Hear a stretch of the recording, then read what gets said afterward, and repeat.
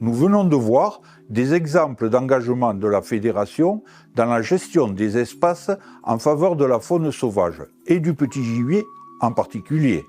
Allons plus loin encore. Parlons de reconquête de territoire. Direction Oppoul-Périos.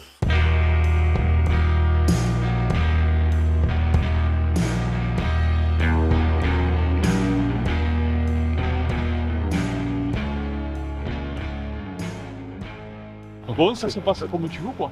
Il manque le bord à finir à la pelle, mais là j'ai juste broyé l'intérieur. Et là on va broyer ça le tour avec la pelle. Et le tracteur je le mets en route sur l'ancienne parcelle de vigne. On est à Oppoul, dans le territoire qui a brûlé il y a quelques années. On y fait des travaux de débroussaillage, c'est un nettoyage. Nettoyage derrière du brûlé, c'est un bois qui est actuellement très dur. Le bois, au lieu de se broyer correctement, il éclate. Derrière nous, remettre en culture sera très facile. Il y aura juste à gratouiller légèrement le sol et semer pour que ces parcelles-là ne se remettent pas en friche. Et il fera office également de futur coupe-feu.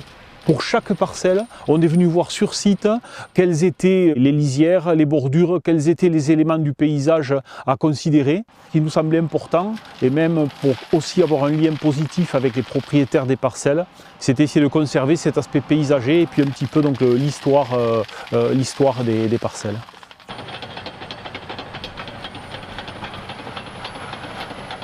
Ces espaces-là, après remise en état, vont permettre de favoriser le retour des pelouses calcaires, de cibler donc toutes ces espèces, notamment de passereaux et de petites faunes, qui vont retrouver là des milieux ouverts de prairies finalement, de prairies sèches, de prairies calcaires.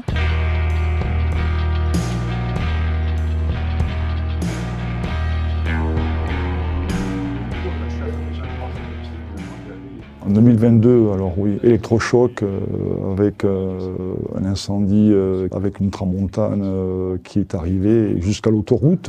Prise de conscience que notre territoire était fragile.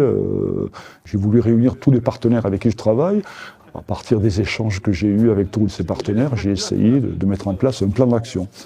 Les plus efficaces, les plus réactives ont été l'ONF et les chasseurs. Ils m'ont proposé de mettre en valeur des surfaces qui étaient impactées par l'incendie, dans un premier temps les nettoyer et ensuite les mettre en valeur avec la remise en place des murs en pierre et ensuite réfléchir comment on pouvait faire des plantations qui participent à la sauvegarde de notre faune et notre flore. L'échange et la présence du technicien ont été vraiment très importants parce qu'il était là tous les 2 jours, il nous contactait, on sentait qu'il y avait vraiment une volonté farouche d'arriver au bout de ce projet, quoi.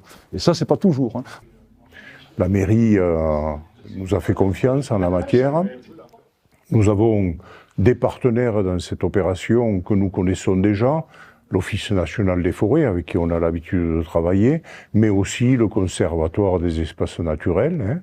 Au niveau régional, on avait lancé un grand programme de biodiversité. Ce projet était tout à fait éligible, donc ça nous a donné l'idée d'intervenir sur le terrain pour restaurer un petit peu ces désastres provoqués par les incendies. Tout s'est bien conjugué donc pour qu'on arrive à faire un travail qui me paraît tout à fait exceptionnel. Personnellement, ce qui m'a surpris, c'est ce côté attachement à l'environnement. Je ne voyais pas forcément la fédération de chasse attachée à autre chose qu'à chasser et à entretenir le fait qu'il y ait du gibier, etc. Mais en fait, c'est plus large que ça. C'est ce que j'ai découvert sur cette action. Il y avait du personnel qui n'était pas seulement là pour gérer le gibier, mais vraiment avec un côté, une attache environnementale, une approche environnementale importante. Et ça m'a surprise. Il y a vraiment une idée de territoire, de conserver ce territoire, pas seulement les espèces qui peuvent intéresser les chasseurs. Un bel exemple de préparation à la renaissance de la biodiversité en zone incendiée. Nous pensons qu'il sera porteur des mêmes satisfactions que celles constatées sur le site de la Sagne d'Oppoul.